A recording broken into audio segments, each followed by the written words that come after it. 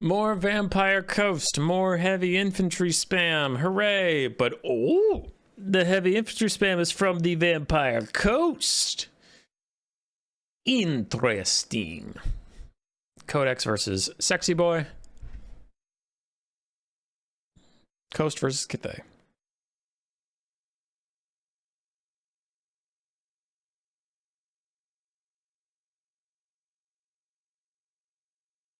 All right.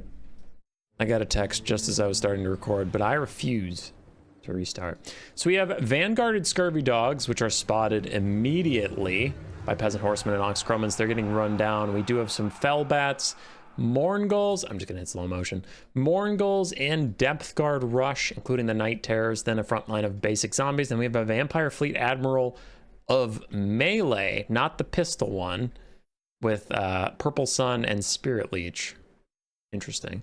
The other side for Grand Cathay, we have Peasant Horsemen, Onyx Crowmen, including the Emperor's Crowmen. Then we have some Crane Gunners, some Iron Hail Gunners, a front line of Peasant Spears. Then a Gate Master, which is just a 360 shooting skirmishy type guy with Bolt Storm. And then Zhao Ming, the Iron Dragon, with Final Transmutation and Dragon's Breath. Neat. Neat, neat, neat. Scurvy dogs getting munched on. Nom, nom, nom, nom, nom. But the Fellbat's going to dive in on the Crane Gunners anyway. Fellbats are not like Chaos Furies. They have actually very bad damage. And you can see that in the Crane Gunners not being immediately obliterated like they would have been if that was a Fury unit. They're still taking damage, but Crane Gunners and like Warplock Giselles and stuff are some of the weakest units in the game in melee. So a Fellbat not being able to instantly murder them is indicative that that unit does not have much melee output of its own. Really tough start for the coast, honestly. Losing 3 dogs, that's 1,500. That is not nothing.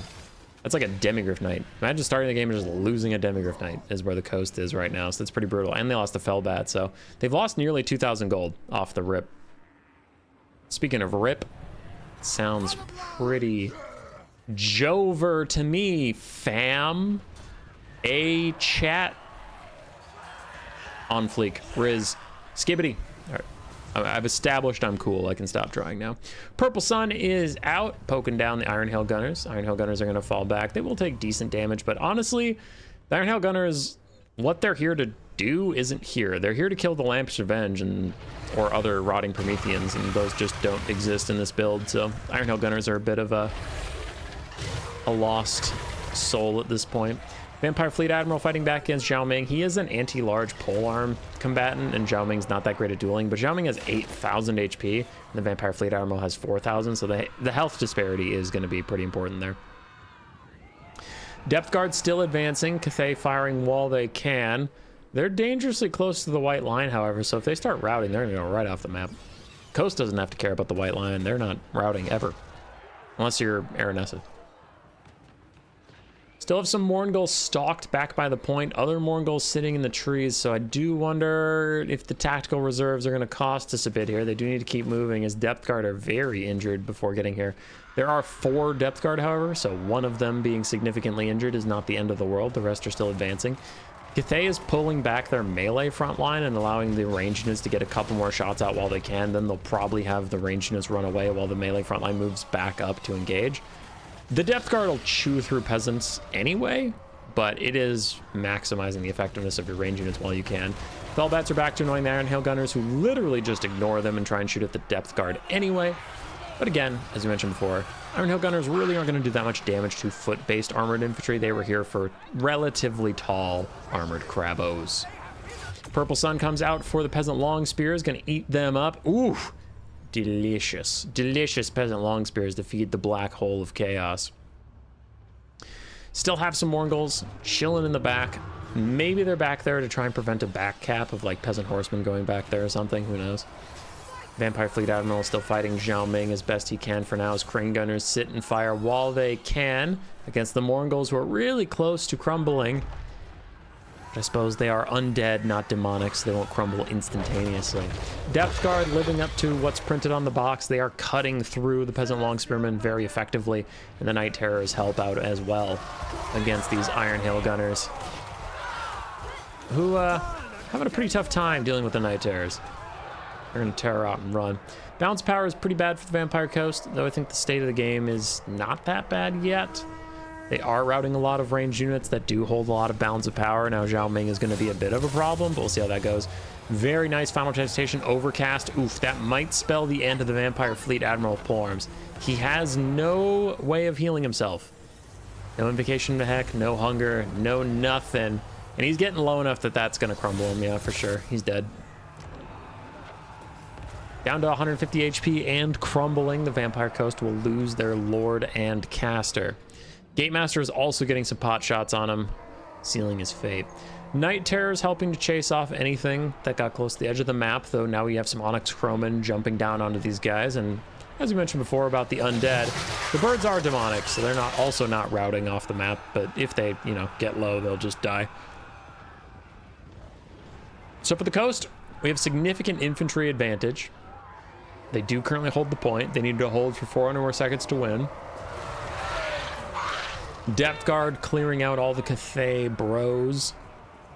And the Night Terror is trying to regenerate back up with the Hunger, but it's proving difficult for them as they are still slowly getting whittled down. Onyx Croman doing what they can to peel, but if the Depth Guard get their hands on them, those Onyx Croman are going to die very quickly, down to half HP already. It looks like they're just trying to get back in the sky and opt out of this engagement. Our third Depth Guard that's still alive is fighting Zhao Ming. Decent fight against him. He is not great at clearing out heavy infantry, especially not heavy infantry with a little bit of anti-infantry in their kit. One Onyx Croman crumbles away. Big win for the Vampire Coast there, just taking out those flying harassment units that could be used to cycle charge them later. And the Night Terrors tear out a Peasant Longspear that they're really hoping turns into a natural route so that they can just get walked off the map as the Night Terrors get very close to death. Another Final Transmutation out, this one just hitting 2 infantry units, no single entities. I almost would have preferred his Dragon's Breath attack spam, but I think he's having a hard time getting damage on the Depth Guard with the Dragon Breath attack. Got it. Gatemaster, 3 volleys left of ammunition, then they're a pretty bad melee combatant, and honestly, the Depth Guard might carry this for the coast. We still have 3 very healthy units of them, and a full health Morngul in tactical reserves. Empress Croman going to finish off the Night Terrors, try and rally the Peasant Longspears, who have the leadership to rally, but will they do it before one of these guys crosses the line? They will not. They do go off the map anyway. I thought that was kind of silly. Kind of thought they'd come back, but sure, whatever. Mornguls are immediately activated to chase off the Peasant Horsemen. It does look like they were not forgotten, or at least not forgot. Maybe they got forgotten until right now, but as soon as someone came for the point, the Mornguls activated, so I'm inclined to believe they were tactical reserve Mornguls. Onyx Croman help other Onyx Croman kill off a random zombie, and the 3 Depth Guard are moving back towards the point, realizing that everything left for Cathay is much faster than them. So the only way that they can win or engage in a fight is if they hold the capture point and force Cathay to come to them. Mornguls, however, are doing their best to stop that outcome. Zhao Ming, since he is currently flying, does not offer any capture weight, and 1 Gatemaster does not overcome an entire monstrous infantry unit. Peasant Horseman, cycle charging Depth Guard, is going to prove very difficult. 68 armor isn't the most in the world, but Peasant Horsemen are also not heavy cavalry. They are light cavalry, and they don't enjoy cycle charging Depth Guard, not at all. Balance power is slightly Vampire Coast favored, though considering capture point is ticking, and with that context, I probably think the coast is a little more favored. I think. Peasant Horsemen charge back in, they shatter on this charge, and they're forced to fall back. Empress Croman, no more Nangao grenades. The Mongols are still just trying to hold as the Depth Guard show up. And this is getting really bad, actually. For a Grand Cathay, their only capture weight is the Gatemaster. They have 3 flying units in the Gatemaster. If Zhao Ming transforms back into human form, I think he gets capture weight back. I'm like 85% sure about that, but currently, with him being in his dragon form, Mongols are gone. Anyway, with him being in his dragon form, the only capture weight here is the Gatemaster. I just saw 2 weird leadership things in a row. I thought the Mongols disintegrated rather quickly, like they still had a good amount of HP, but whatever. And then that Onyx Croman just deciding to crumble after they died also looked kind of funny to me. 160 seconds left on the capture point. Empress Croman gonna dive these depth guard and try and keep them off the point. As yeah, Zhao Ming definitely counts as capturing when he's infantry size because this is going much faster now. But they're just sprinting towards the point. They're trying to slow down this capture, and there they go. They're gonna save it. So now Zhao Ming and the Game Master do have to kill all 3 of these depth guard in the next 140 seconds. You have just over 2 minutes to kill 2 healthy depth guard and finish one that's pretty much dead. Though they actually did better against that depth guard than I would have thought, so maybe they can do it. Depends how many of these breath attacks left or final transmutations Zhao Ming has. Capture point going way back to the coast, now that of course they have 3 heavy infantry on it, though one of them is dying. That's plenty to get the capture weight back in their favor. Empress Croman diving back in once again, and again the depth guard very low on leadership, closer to disintegrating like the Mongols before. These guys just love disintegrating. One problem though is depth guard do have the hunger. They get healing when they're in melee, and now this is kind of forced into a protracted melee engagement, which means they're all going to be much tankier than you would expect. Nice final transmutation out onto all 3 depth guard units. That is probably worth it. Over like a couple breath attacks is what I mean. And there he's getting more of the depth guard to crumble. We still have one that's so healthy it's not even crumbling, however. The balance of power is slightly in Cathay's favor, but we'll see about that. Zhao Ming's getting very wounded. He does have his heal still available. If he gets low, he can turn to a dragon and heal up, but that's not really the name of the game, is it? The name of the game is 70 seconds left or you lose. You either have to capture this point or kill everybody, and the dragon is not good at killing people quickly, and it's horrible at capturing because of, you know, flying. One of the depth guard is about to finally disintegrate, so we'll be down to 2, and one of those 2 is down to a 3rd HP. So Cathay is certainly getting the damage out, but the Empress Croman fade away, and honestly, even if this wasn't Conquest, I don't know if Cathay could win at this point. There's just not enough damage without the Empress Croman. Gate Master's out of ammo. Zhao Ming's gonna transform just to get some extra damage out. I mean, obviously, if you're not playing Conquest, he could cycle charge to his heart's content, and then he could maybe kill his depth guard over time with his heal. But that's not allowed in land battle rules, so then it's like, okay, well, if we're not playing land battle, then we're playing Conquest, so he needs to capture the point, in which case his dragon form is not going to help. If we're playing land battle, his dragon form would help, but then he'd need to engage in combat consistently after his Gate Master routed, so either way, I don't really think Cathay was getting out of that one. One of the depth guard died before reaching anybody, but the other 3 did very well.